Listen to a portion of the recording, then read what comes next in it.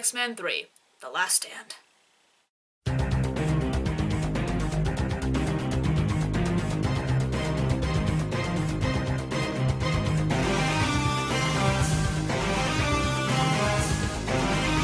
Okay, so I just want to be clear, for the reason for this is I am not a drinker.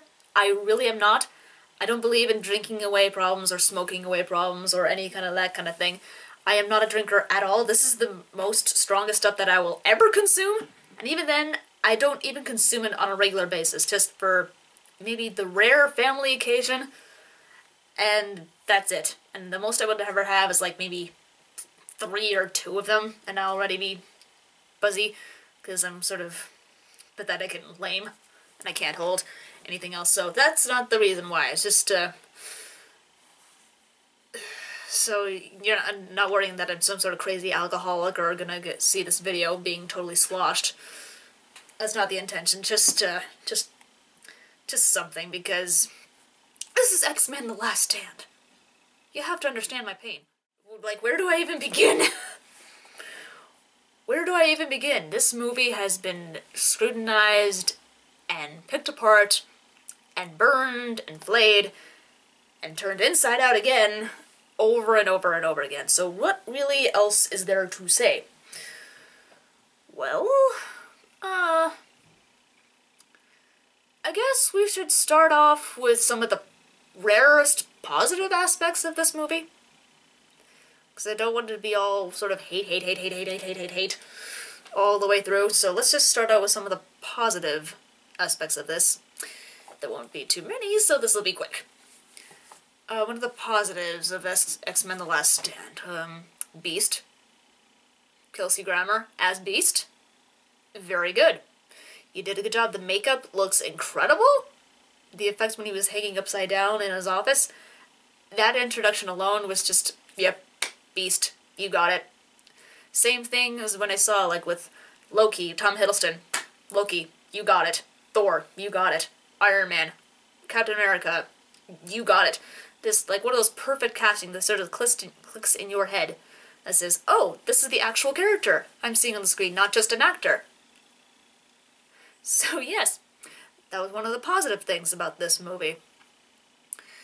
Yeah, one thing about Hank McCoy, he actually kind of was in the second movie. There was a little Easter egg.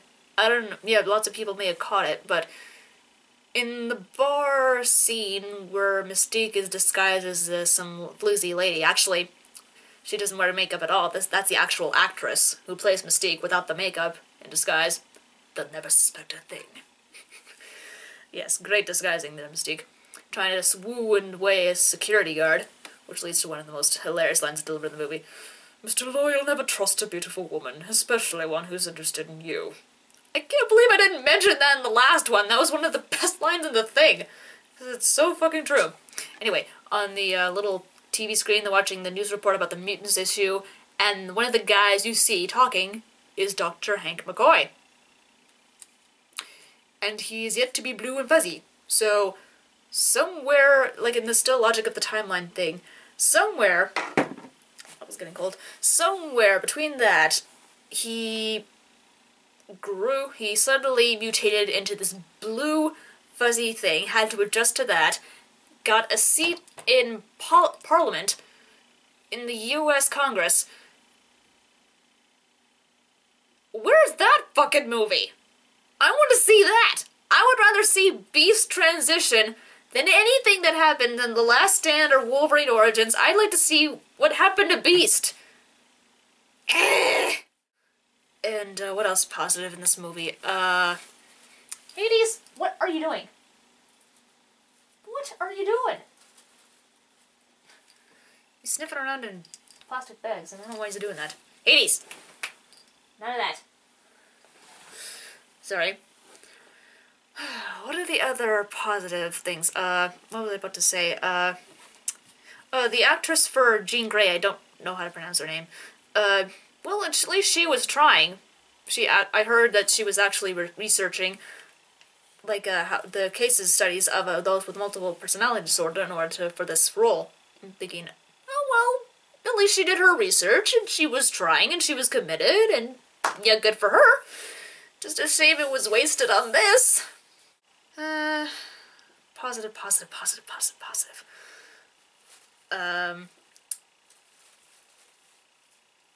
Yeah, really, can't really think of anything else at this moment. Now, before I made this blog, Xanji introduced me to a video that made something very interesting, a new light of explaining how this fuckery happened, and why, and so on. So, I watched a video by a YouTube user called Midnight's Edge, I have it on the screen right now, discussing, like, the Deadpool and the history of, like, the Fox management, and it got into, like, Wolverine origins, and that, one little thing that was responsible for this whole thing is Tom Rothman. And if you don't know who that is, then sit down and get comfortable. Essentially, he was an executive producer in Fox, and is, not kind to comic book fans, let's just say, because resulting in wanting so many changes done, and studio interference. Most reasons why a movie would bomb is because of executive producer interference.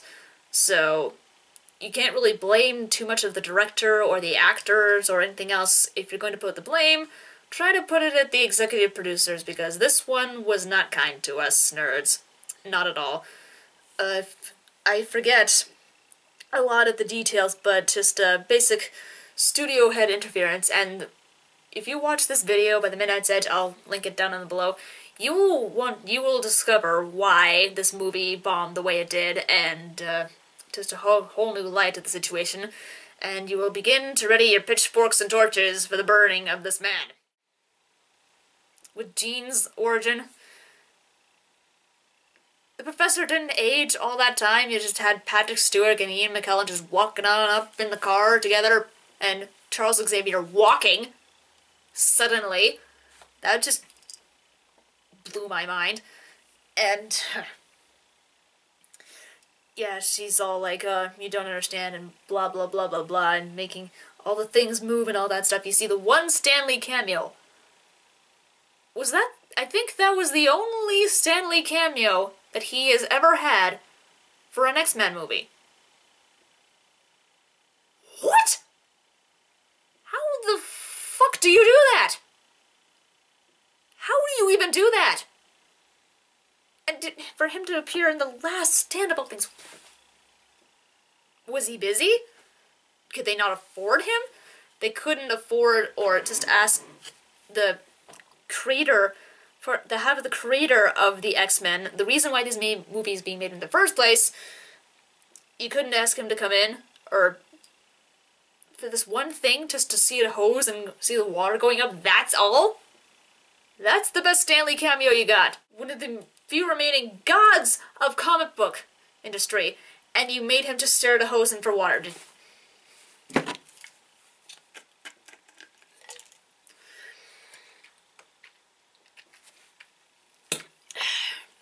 That's a fuck you for a waste of Stan Lee. That is a major fuck you for taking off this iconic and amazing man and just wasting him. Fuck you. And then we get into more fuck yous with the scene with Angel as a kid.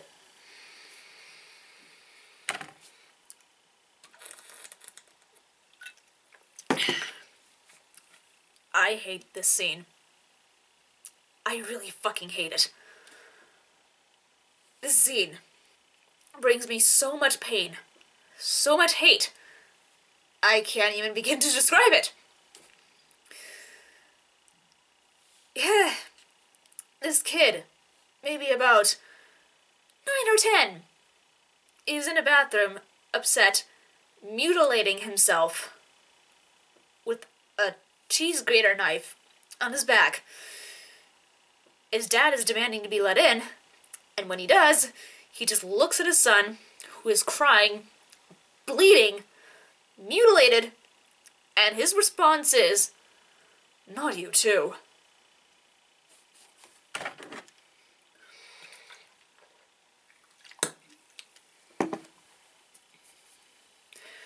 I'm sorry, but I really get upset when I see shit like this. You do not, under any circumstances, treat your child this way.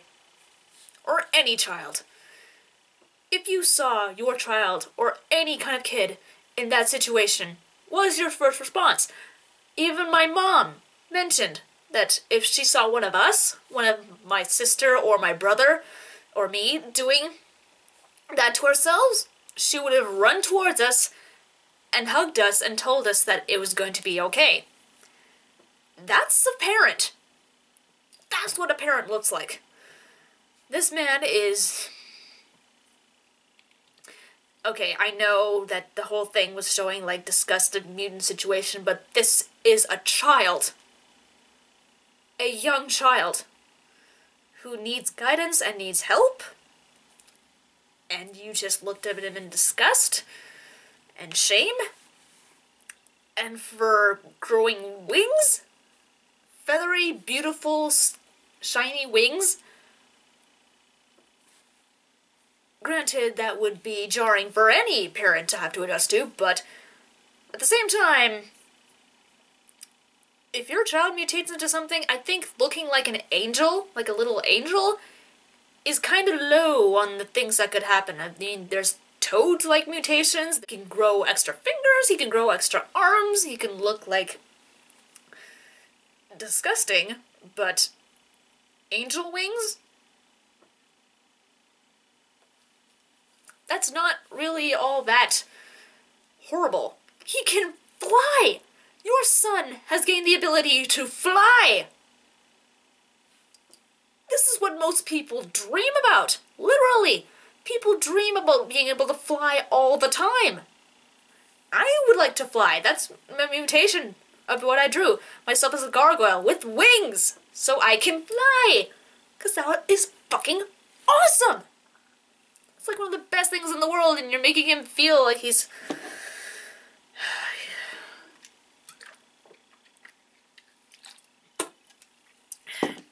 That just scene alone just brings me so much rage and hate to this movie, because you do not treat a child that way, under any circumstances. You just don't. And it really pisses me off when I see kids getting treated like this for being different, or any kind of thing. It just pisses me right the fuck off. So, yeah.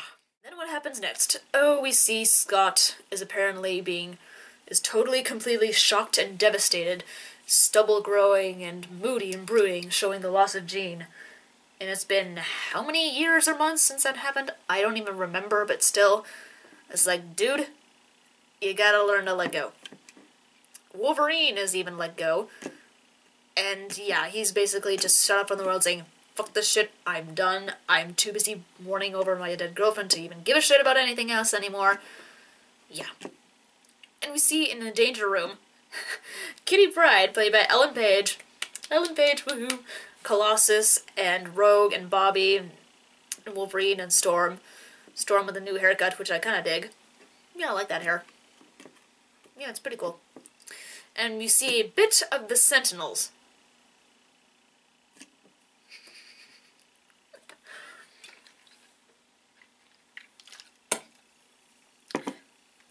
The Sentinels. And a little bit of a training thing. Really, Cerebro and the Professor foresaw the possibility of giant mechanical mutant killing robots in their future as a possibility? That's oddly specific. And you waste the Sentinels in a training exercise.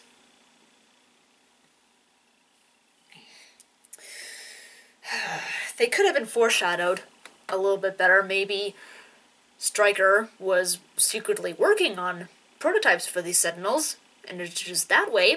That way made a little bit more sense, but nope. Just throw away one of the biggest pieces of the X-Men history away for a little cameo. Bye-bye. Granted, Wolverine does take him out in a cool way, but still. What the flying fuck? Anyway, stuff happens, and Professor's contemplating on making Storm the new leader of the X-Men because Scott is, again, just fucked off from the entire world. And, yeah, we see gleams of, like, something's happening at the lake, that Jean Grey died, and so Scott goes there to, I guess, say goodbye or whatever. he's there for stuff and things, I don't know why. And you see Jean come back, but not really come back. Like, her hair is longer, showing that it took that long. I don't know how long it takes for hair to grow.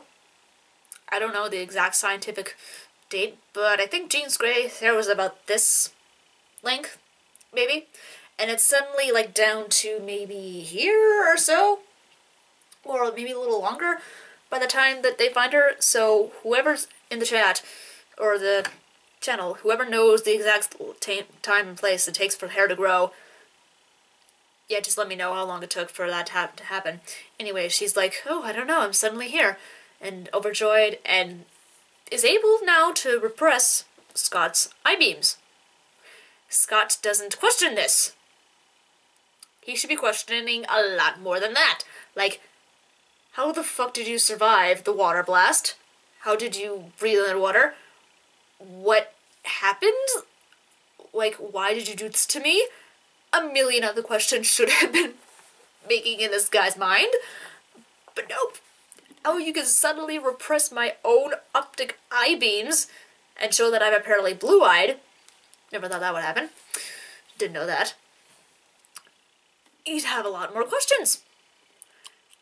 And you know, this is sharing a kiss, and Jean Green goes all black and stuff, and then suddenly, golly, like putting on a Mariah Carey CD. It's just like, yee! And everyone goes like, what the fuck was that? And even Professor's like, yeah, go to the lake, and yeah, shit happens, and they find Jean alone, and Scott's sunglasses just floating in midair, like, boop, boop. And, oh, all the while, a little subplot happening, maybe not a subplot, but a major plot, that some drug company, the one that has the father from the Angel ones, that dickbag who can go straight to hell, has discovered a cure for mutants. Really? A cure for mutations. Really? Please elaborate on that, sir. What is in this said drug? How did you come across it? And couldn't you use this drug to suppress maybe cancer cells? Maybe find a way to cure cancer? Maybe that could have helped. Maybe a lot more poignant than trying to get rid of mutations. Probably should have thought that through about maybe, yeah, I could either make $1 million finding the cure for cancer or for mutation. Well, my son's a freak. Mutations! Gonna cure cancer. Fuck you! So this gets the X-Men all buzzing and stuff, and Rogue especially. Oh, fuck Rogue.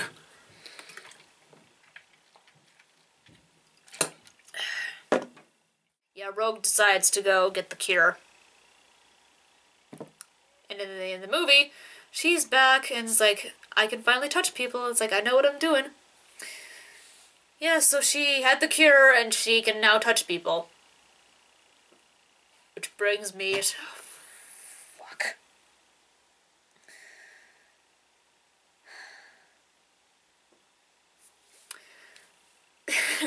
This is kind of what I've been probably building up to for the other two X-Men vlogs about Rogue.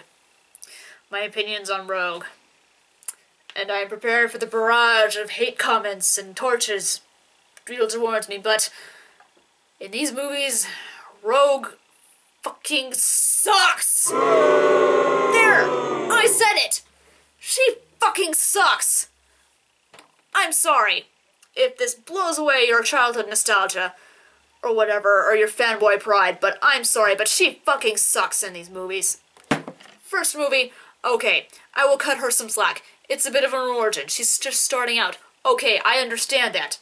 I'm not expecting her to be an automatic badass like she is in the 90s cartoon or even in the comics. I understand this. That's fine. X-Men 2. What exactly did she do? She,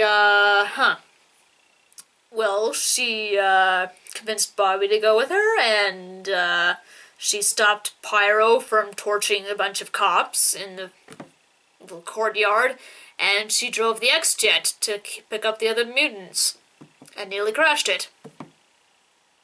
that's it. That's all Rogue did. You think with more time and training, she would have done something else. But nope. Nothing else.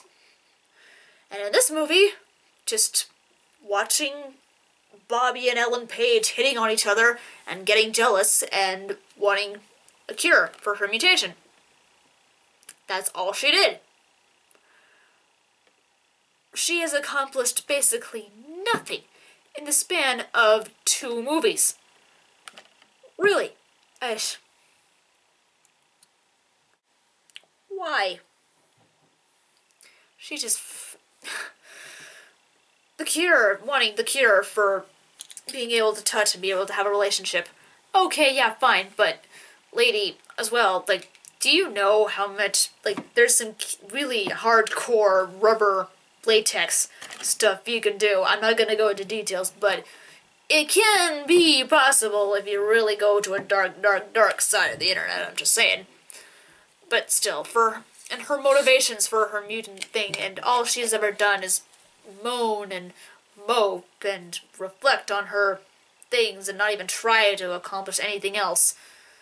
And just basically screaming and acting as the damsel in distress instead of accomplishing something. The entire fucking span of 2 movies, she has done nothing to earn the badass Rogue title that we have all known for the 90s cartoon or the comics or anything else. She acts more like X-Men Evolution's Rogue, which... Okay, yeah, and even in the X-Men Evolution thing, she at least fucking tried somewhat. She was at least trying, besides moping around about her mutation and all this other crap. At least she was trying and had some awesome moments and was actually trying to contribute to the group. Yeah. I'm not a fan of Rogue, and this is not bashing Anna Paquin in any way.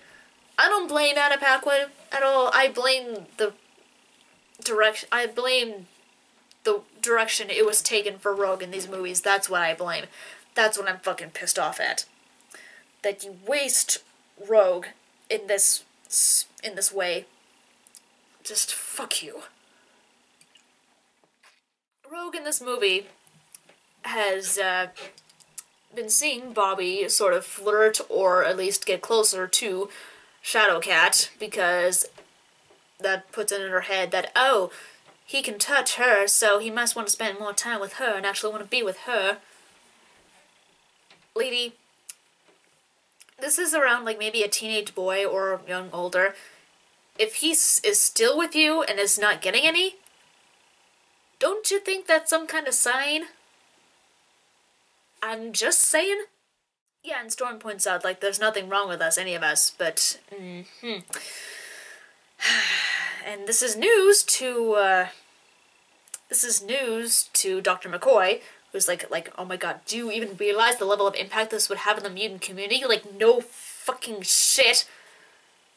People are either going to line up for this, or be pissed the fuck off. And guess who's pissed the fuck off? Magneto! Great guy to introduce a cure to. Can't wait to see how well that turns out. And, oh yeah, Raven got captured off screen. Yeah, Mystique got captured off screen. And Mystique got captured off screen.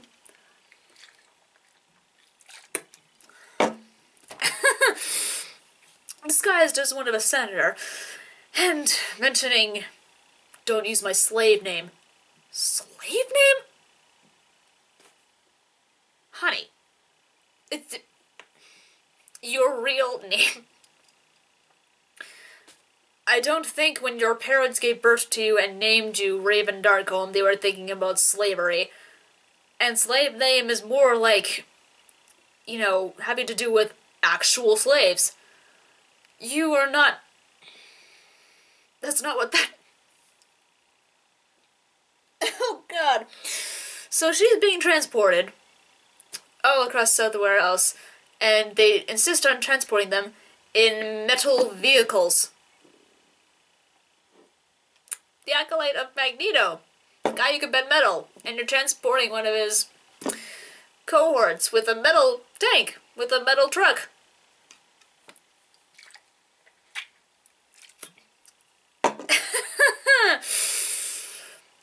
Oh, these people are idiots.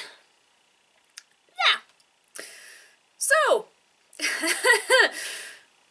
sorry if I'm going out of order on this, but yeah, just so much what the fuckery is happening, I can't even keep track. Magneto finds her, surprisingly enough. And they recruit other people, the one who can multiply himself. I could forget if his name was so obvious, but yeah, a guy who can multiply himself, like make different clones of himself repeatedly. I believe he's an X-Men Evolution. And they have Juggernaut in the same truck as Mystique.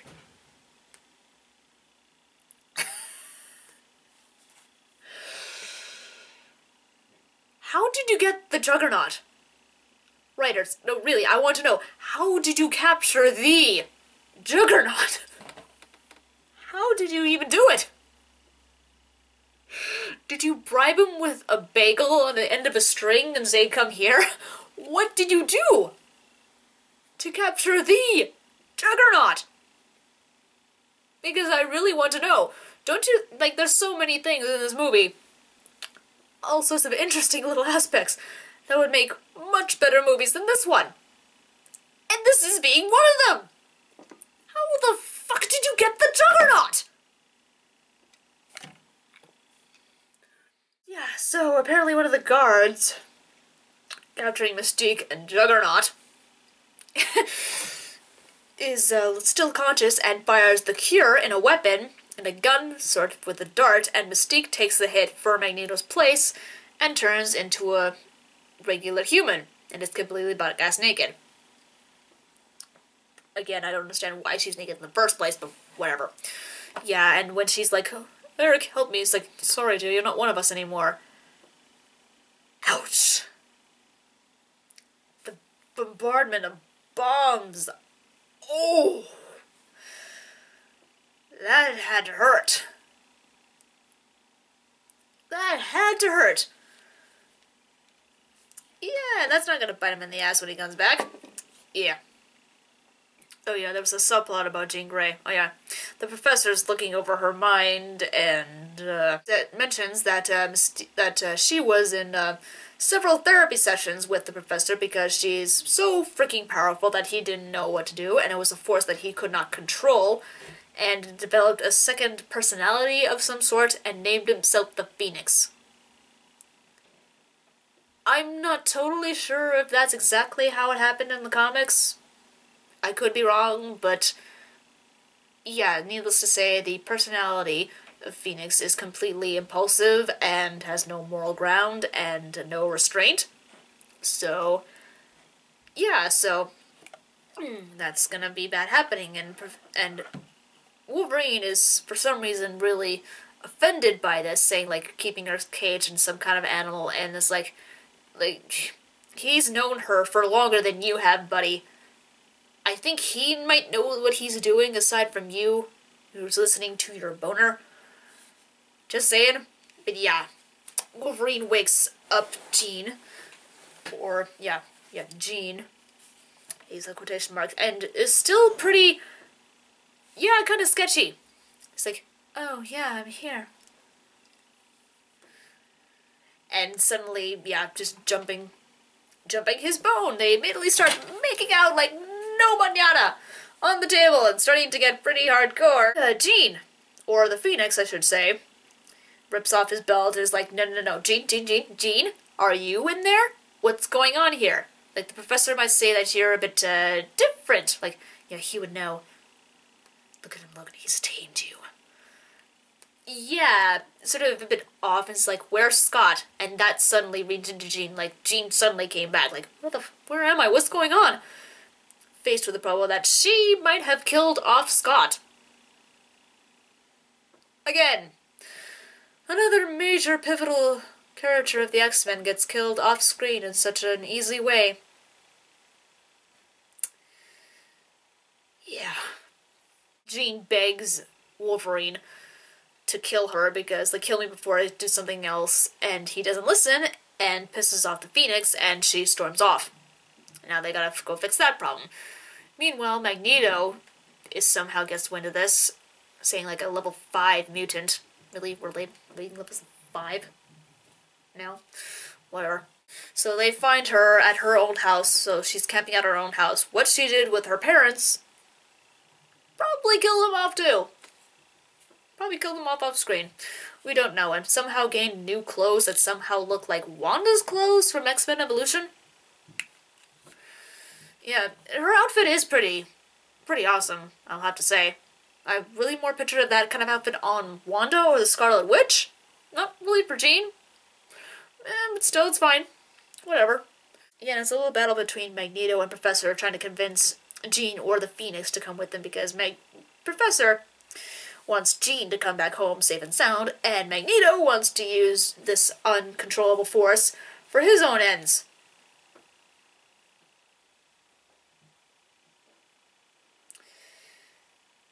Yeah, I think it's already established that this man has no foresight or ability to make any kind of competent plan ever.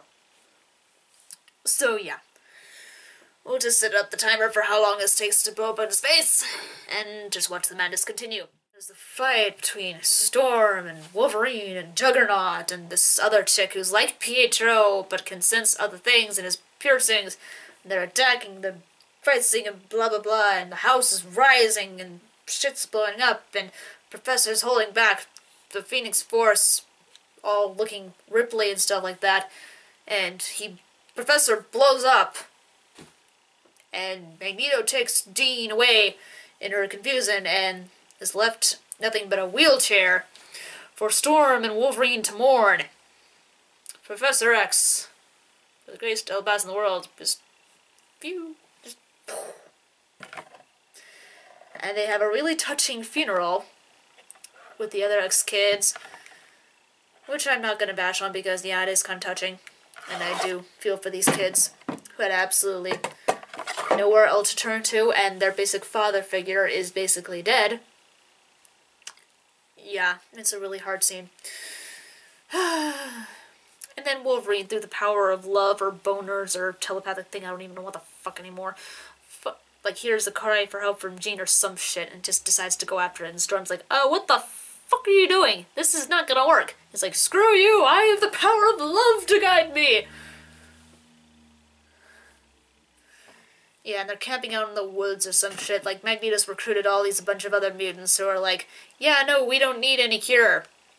We can do this ourselves, we're fine. Fuck you and your cure, we're proud to be mutants, hooray!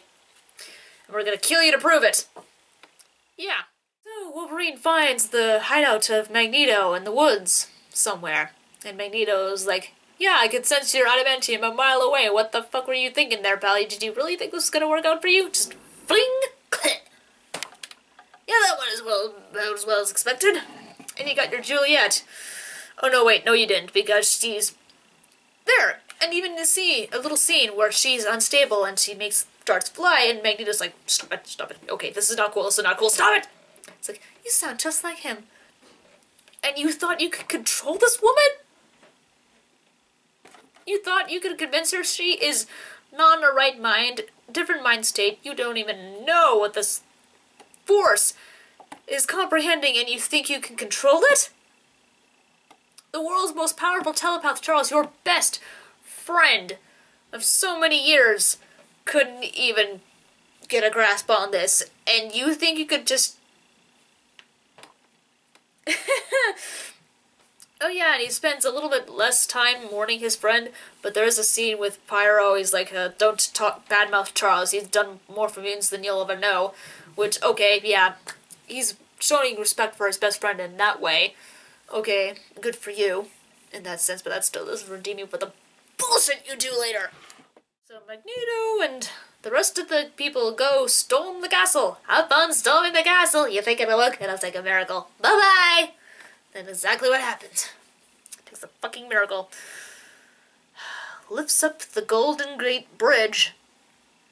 The entire Golden Gate Bridge to make a bridge thingy for all the mutants to cross over. How many hours would that take for them to get there by foot? depending on if they can walk or fly or not. How long would that take for the mutants to be able to cross over the bridge? No wonder. It's like daytime and nighttime. No wonder. I don't even know how long it takes for regular cars to get across the Golden Gate Bridge, let alone people running on foot. So, yeah, great plan.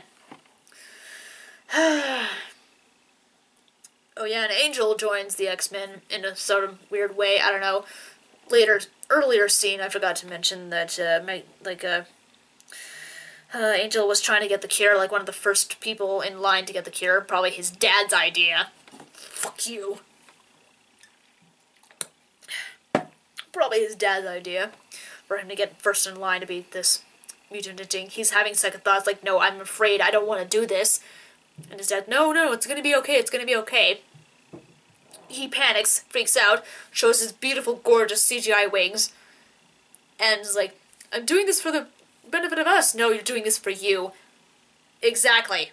And just bolts out the window, flies and show up his wings, shirtless. Oh, look at me, I'm a hot man on wings, I'm every man's dream come true. I believe I can fly. Yeah, it's like, is this a safe place for mutants in the Institute? And Storm is like, yes, this is still a safe place for mutants. I'm gonna continue the legacy even if Charles is dead and Scott just went off and fucked off. He got himself killed because he was a fucking dumbass. There's just one more scene with Angel where he saves his dad from being tossed off the edge of the building.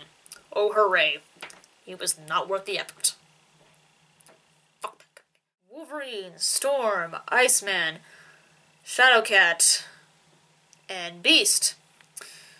If there's any others I forget, I'm sorry. All line up in this big epic pose thingamajig to face off all these hordes of other mutants and shit to defend the Alcatraz place. Yeah, you turn Alcatraz Island into a medical place, a historical landmark you just made for a pharmaceutical place. I don't know how the fuck you managed that, or it was right beside the prison, or you just tore down that prison to make this lab. I don't fucking know if even that's allowed. A historical landmark, just... Even historical landmarks get the fuck you in this movie. And they're all fighting and shit, and Juggernaut storms the facility and finds the cure for the mutants, which is actually a kid named Leech. Yeah, Leech was in the comic books. He has somehow mutant ability himself to nullify mutant abilities. Just by just sort of being around him, like he produces an aura of some sort. I don't fucking know how it works. That all your mutations are null and void. You can't go through walls, you're no longer super strong. When Hank was reaching out to touch this kid and shake his hand was turning into normal, and you could see the pain and emotion on this man's face of seeing his hand normal for the first time, and doubting his own self-acceptance and his own humanity, looking at this kid. That was a beautiful fucking scene. Wasted in this fucking movie. So Shadowcat comes and tries to rescue this kid from Juggernaut, and Juggernaut just slams into the wall, just boing, other concussion, but he's wearing a helmet made of concrete, so how he got a concussion still, I don't know. And that comes from the famous line, "Don't you know who I am? I'm the Juggernaut, bitch!" Movie, you are not clever enough to introduce internet memes into your film. You are not Deadpool. Fuck you. Rescues the kid and all that other crap, and yeah. Eventually, the cure gets to Magneto via Beast stabbing him in the chest with a bunch of needles for the cure, because all that stuff. He's like, oh yeah, now I'm mortal, I'm the worst thing ever. Looks to Phoenix, this is what they planned for all of us. And from the back, all these dumbass soldiers lining up with guns, either plastic or whatever, I don't even fucking care, just lining up, trying to shoot at the Phoenix, and she just like stops it with her mind and makes everything around her disintegrate in a pretty awesome scene, I guess. I have to admit, the effects and just showing the devastation of powers, like breaking down particles and shit like that with her mind, making the entirety of the Alcatraz Island just fuel up, showing the immense power that comes from this Phoenix Force. Yeah. And it is pretty awesome, I will admit that. And Wolverine still has to go, like, no, I have to be the one to reach her.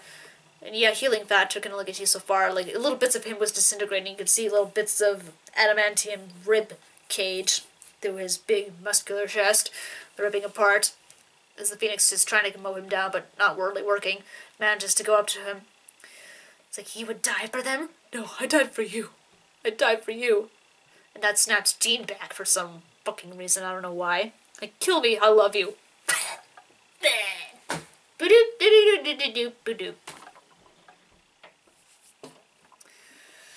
Yeah, that ended that conflict, and Wolverine's all like, no, I killed the woman I love, no. Even though, yeah, she kinda asked me to, and we kinda had this coming, no. He lost his girlfriend, I guess, twice, even though it wasn't really his girlfriend, but whatever. Jean Grey dies, Cyclops dies, Professor X dies. Mystique doesn't die. Actually, she is the one who gave the intels of the government of where the mutant base was hiding. It's like, yeah, hell hath no fear like a woman scorned. That was the line that they used, the reason why. It's like, oh, you betrayed me? Yeah, I'm gonna sell you out, Buster. Yeah. Wolverine still stays on at the mansion, and Storm is teaching there now. Rogue is normal, I guess, with no powers whatsoever, so she really has no reason to live at the Institute anymore, so there's that. Angel is flying off in the sunset, and you see a brief scene when Eric somehow escaped that whole fucking ordeal. You think there would have been armed guards at the entryway to monitor this shit for any stragglers and arrested them, but whatever. He's just off scot-free in a park with a chessboard. Metal piece, he's just staring at it. He has maybe chess piece here, arm, hand here, wiggles at it, just moves a little bit, and then credits. And the ending credit scene. Oh, yeah. Oh, yeah, see, Dr. Moriarty, I think it is? Metagrity? I can't remember how to pronounce that name. I'm so sorry. But, yeah, it was foreshadowed in the video and whatever. Like, I think that was Professor's ex-wife, I think? I know it's his ex-wife in the X-Men Evolution continuity. I don't know about other comic continuity, but she's in X-Men Days of Future Past. But yeah, she's monitoring this comatose patient that's brain activity is all fine, but the body is null and void, or maybe the body isn't still attached, or the mind was ever, I don't even know. But somehow, some fucking how, Charles Xavier, in the midst of trying to hold back the Phoenix Force from disintegrating his body, somehow managed to find and locate this one random fucking guy in a hospital bed, comatose or whatever, and managed to implant himself or his memories into this guy in the hospital bed, because the guy speaks with his own voice, with Charles Xavier's voice, and she instantly recognizes him. Like, Charles, how the fuck does that happen? Do you suddenly gain the person's voice when that happens? When you transfer into another person's soul? You just take over a person's soul or the mind? Or I don't even... But needless to say, this movie was bad. Very, very, very, very, very, very, very bad. There could be so much more that I'm missing. So much more little continuity errors, more comic book characters that made appearance that got the shaft that I'm not even aware of. I don't know if I felt as strongly hatred of it when I first saw it. Mostly because it had to sink in for me, but yeah, I was just pissed off that there was no Nightcrawler. There's not even a mention of where he went since the other movie. Not even a brief snippet dialogues exchange of where he went. Just... And apparently it got explained in a video game?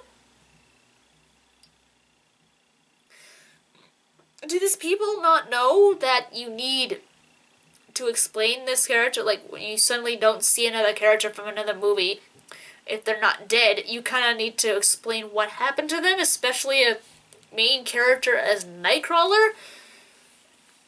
They didn't even mention if he went to back to the church, or went his own way, or what happened to him, or anything. There's no fucking mention, and you're telling me that they explained all this in a video game that I don't believe most viewers will be able to really see unless you're one of the hardcore fans of... At least At least one sentence, that's all I asked for. Just one fucking sentence to explain why. Or where he went. That's gonna leave every other audience, like normal viewers, confused. Let alone the Marvel fans who are gonna be pissed off by this. It's gonna leave normal viewers who've seen the sequel to this other movie completely confused. Wondering where did that blue guy go? What happened to him? He was pretty cool. He was pretty fucking badass. What happened to him? Don't even know. You had to go buy a video game and play through hours of gameplay in order to watch the cutscenes in order to find out, because YouTube cutscenes I don't think have been invented yet. Yeah, I don't know if that was his idea or whose idea that was, but fuck you, whoever's idea that was. Just fuck you. Yeah, this just pretty much sums up this movie, just fuck you. It probably could have been worse. Definitely could have been better. Like, the whole idea, but introducing the possibility of a cure and the morality thing, like, is this right? Is this wrong? Oh, this side has this points and this side has this points. You could have really done something like that. You really could have gone with that if you actually had capable hands to portray it in, but nope. Nope. Not even going to discuss the morality or different points inside this is, or anything like that, and basically just hand-forcing this thing to become a weapon?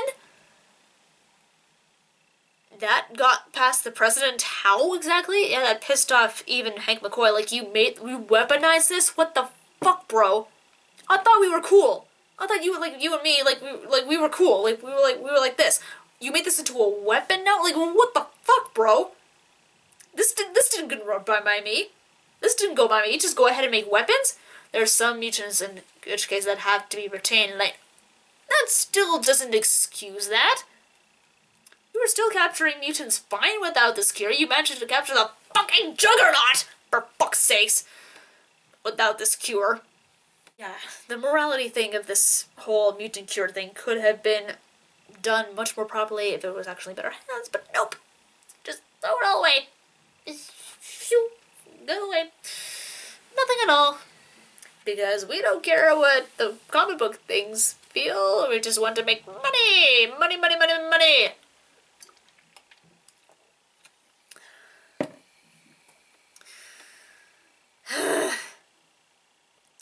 So yeah, I wasn't a fan of this. We have Wolverine Origins next. Oh, good lord. We have Wolverine Origins next.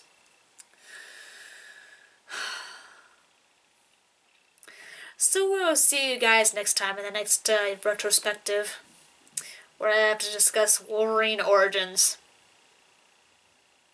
Pray for me. Just pray for me.